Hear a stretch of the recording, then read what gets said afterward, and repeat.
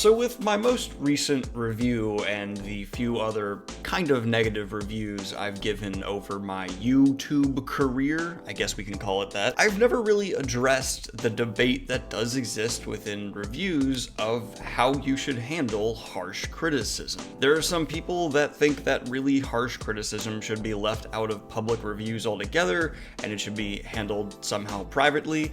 I think that's rather silly. There's some people who just want me to not finish books I think are really bad and just move on from them. And if it's not from a well-known writer, I will actually do that. I don't want to really trash someone who's just getting started. So if I'm picking something up from a lesser-known author and it's not my taste, I go ahead and put it down. Just so people are aware and they're gonna leave the comment of like, well, if you don't review the up-and-coming author harshly, then they won't learn. I usually actually do handle those ones semi-privately. I'll send them like, hey, I'm not finishing it for these reasons, and move on from there. Although pretty much altogether I've stopped accepting books from up-and-coming authors because I just kind of start getting inundated, and it's a lot to handle and deal with, and it's a little stressful. So sorry, but I don't normally accept ARCs and things like that from self-published authors unless I have some kind of personal connection with you. There's just too many. But back to the main point, how should you handle a very harsh review? I think that anything but complete honesty is not fair to the person watching the review. It seems to be a two-party debate a lot of the times when this is brought up.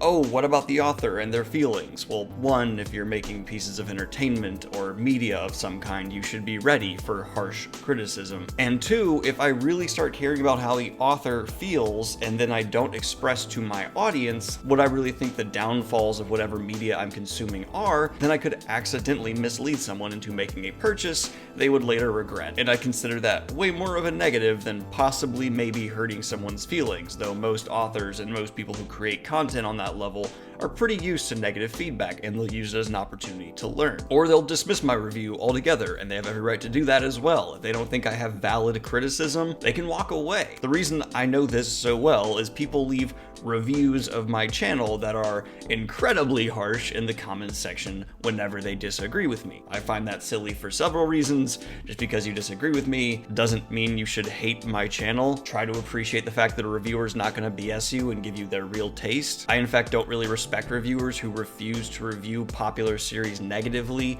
out of fear it'll somehow hurt their channel. That's not really up to the standard you should hold yourself to. Give an honest opinion, that way your audience can get to know your taste.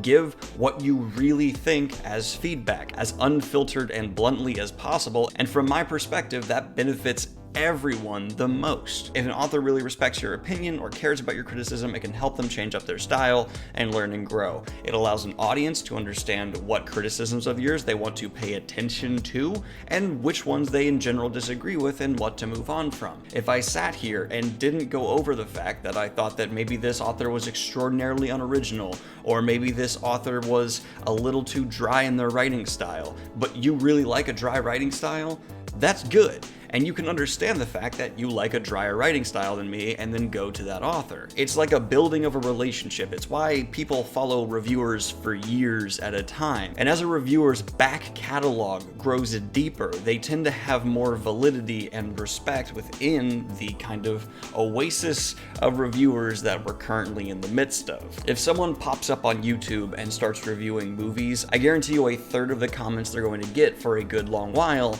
is, what right do you have to give your opinion? And it's not until their 20th to 50th review that those comments start fading away. I know this for a fact because it happened with me in my book reviews, and now people are actually requesting my opinion and they really look forward to it because that's the difference. Experience just comes from trial and error and getting better at what you're doing. I am a much better reviewer than I was when I first got started. I'm a little ashamed of some of the videos I did back in the day, but I view them as a way to grow, and that's okay. Now, my only little message to you at the audience, if you ever find yourself leaving a comment like this, you should be a little bit embarrassed not to do a review of this comment, but just because someone has not created a work or has not exactly published themselves does not mean they are not qualified to review. Just like how this person's probably not been involved with the making of a movie, yet they have every right to state their opinion on whatever media they consume.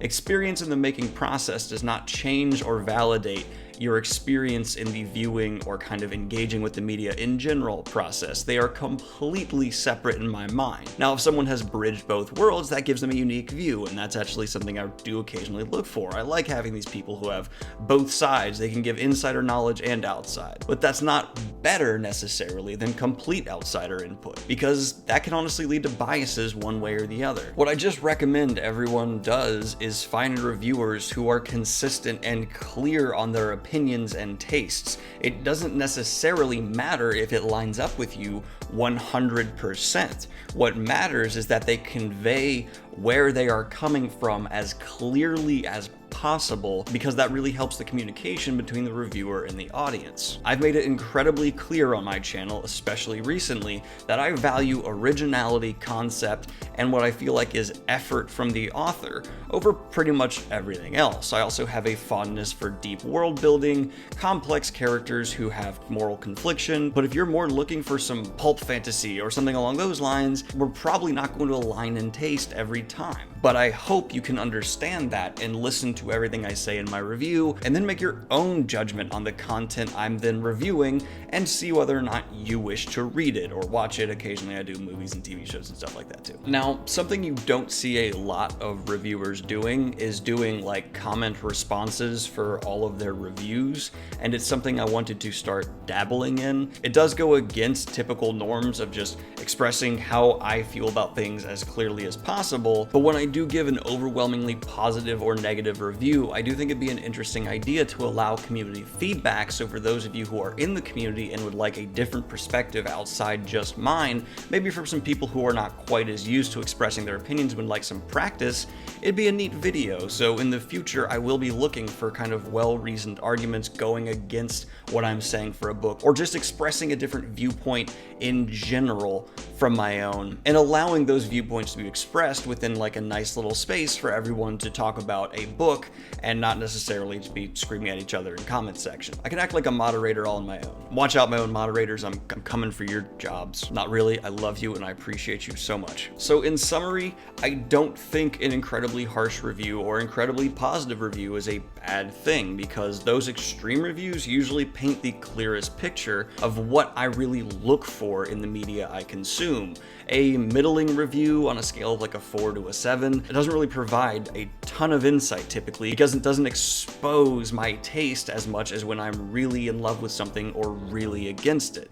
And I don't really feel bad for an author's emotions, especially when they're on the level of a Terry Goodkind, a Brandon Sanderson, a Brent Weeks, a Tolkien, what have you, because one, they'll probably never ever hear what I have to say or care if they do. I'm not some big reviewer. I'm a very small YouTuber here on the platform, just vomiting my opinion into the void. But the idea that reviewers themselves should filter their opinions or hold back, I just see as somehow dishonest, especially to an audience. I don't want someone to have an unclear understanding of where I'm coming from and then based off of that make a purchase. Because there are people who tell me quite frequently they're starting a book or getting into a series based off a recommendation of my own. And I like that, that's great to hear, but it does add a bit of pressure. So I then feel that honesty is an absolute necessity. Because as I said, it kind of evolves into the whole reviewer-audience relationship, and having a clear picture as possible is vital there. And in the future, look out for these videos where I will be going into comments based off some reviews I'm putting out in the future and letting people kind of saying where they're coming from, so we can have more of a community narrative on some of these books, which I think will be quite a neat little experiment. I don't know if it'll last, but it'll be worth checking out for sure. Anyway guys, I hope you liked this video. Like and subscribe if you have not already. Hit the Patreon if you want to support what I do here. Look for some new Stephen King videos coming down the pipeline. I just started a couple new books that I'm going to be reviewing for the next couple of weeks. It's going to be a really exciting time for the channel, because I feel like finally we're turning over a chapter. We're getting to a new part of the story. I don't know why, but it just feels like things are changing and evolving. Maybe it's just like World Hoppers or something. I don't know. And shameless plug for World Hoppers, go subscribe if you have not already, and all that. I think I already said my outro. I did. Goodbye, everybody.